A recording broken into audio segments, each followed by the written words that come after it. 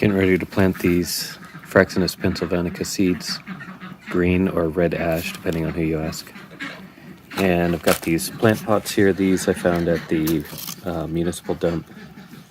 And so I got several hundred of these for absolutely free. So totally awesome to get plant propagation materials for free like that. So there's the beauty that is the green ash. Look at that.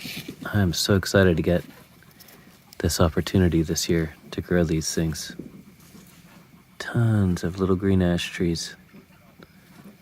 Gotta be super careful because the roots are starting to grow into the paper towels. I think that went okay.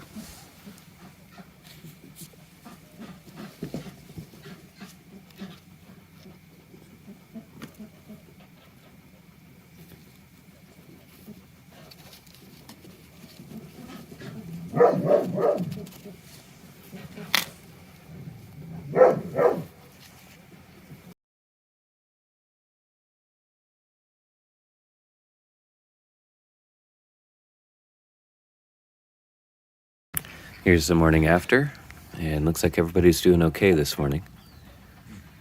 Gave them some water last night, made sure they're nice and hydrated. I also did a whole bunch of seeds, so these empty pots you see here, they actually have a seed or two in them.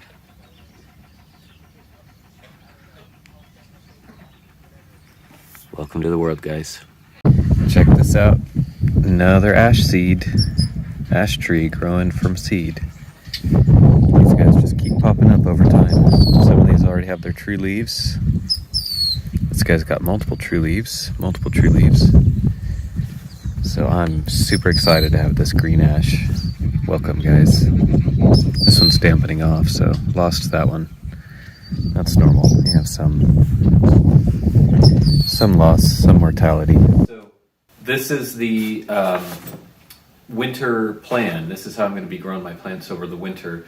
I started the ash trees in like August because I started cold stratifying thinking that I had 4 months of cold stratification to go, and as it turns out they started sprouting right away. So they're growing, they're about this tall at this point, which is super exciting because I had a bit of a disappointing ash tree year this year, and the fact that now I've got some ash trees growing and they're pretty good height is pretty exciting.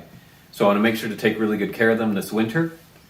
I got these grow tents from a gentleman on Craigslist, and not only this, he also gave me grow lights. So I've got 2 grow lights with ballasts. He also gave me a whole bunch of fertilizers, a whole bunch of power strips, timers, extension cables.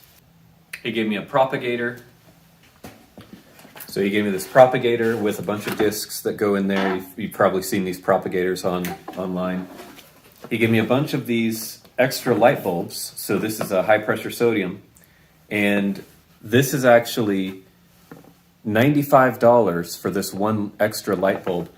I got his whole setup, the tents, the lights, the light bulbs, the fertilizers. Some of the fertilizers are like $40 or $50 per bottle. The propagator, a bunch of expanded clay pebbles, the cables, the extension cables, the fan that goes into these tents, like the whole setup, $200. So just this one bulb pays for half of that already. It was an incredible deal. One of the deals that you really only hear about. And you're like, man, I wish that could happen to me someday. Well, it happened to me. Now you can see I built this little shelf. And this is here to give me 2 layers of growing space. So there's the top shelf, that's going to be right under this grow light. And then I've got the bottom area. And the bottom area has a bunch of trays that can be used to grow hydroponically. Now, part of the reason that I want to use these really expensive bulbs and really power hungry bulbs is that they actually put out a good amount of heat. And so what I'll be doing is I'll have these come on at nighttime.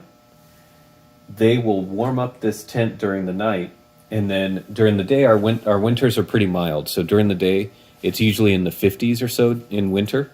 So it's not usually super cold. So what I'm hoping is I'll turn the bulbs on at night. The bulbs will keep the tents nice and warm.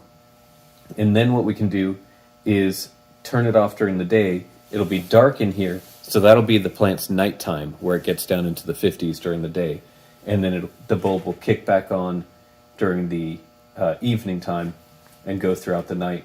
And that will be the plant's daytime. For those of you who are not familiar with the cannabis strategy around light management, basically they'll use blue light early on. The blue light is good for promoting vegetative growth. And then the cannabis growers, they'll switch to a red light like this, a high pressure sodium light, toward the flowering stage. And that's to promote flowering. So I don't understand the details myself. I just know that they use a blue light early on to promote vegetative growth. And then they switch to this red light during the flowering stage. I'm new to all this, so I'm just going to kind of toss my trees in and see what happens. But my take on it is that my trees are not near flowering stage because they're literally, 6 weeks old. And so they're not going to reach flowering stage for another, 10 years. So let's just do this, and hopefully the red light's going to be sufficient for them. Okay, so the first tray, this is... the first tray is Leucaena, which is a leguminous fodder tree that's suitable for desert areas.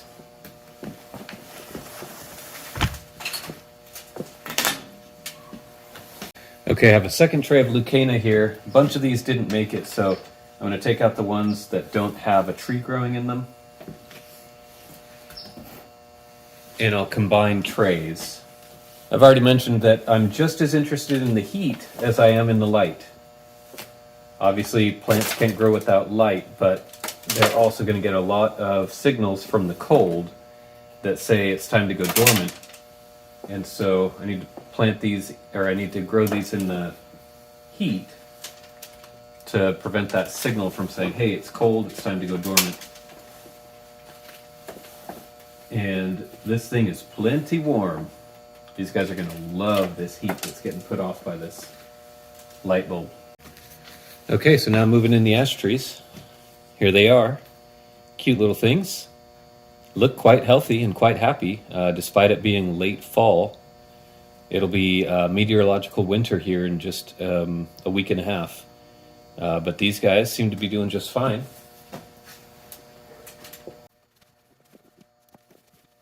This is how I'll be watering. I have this inexpensive little sprayer here. I got this for spraying worm tea onto plants. And so I'll use this for watering, and it has a nice little wand, so I'll be able to get back and spray down all the way into the back there. It'll take a while, but I like this wand to be able to get back there. And I also like not having to carry a hose around as well. So that's the rationale there. So now I'll just zip close the tent and let them absorb all that awesome light. So hopefully you found that interesting and gives you some ideas. Good luck in 2023 and early 2024.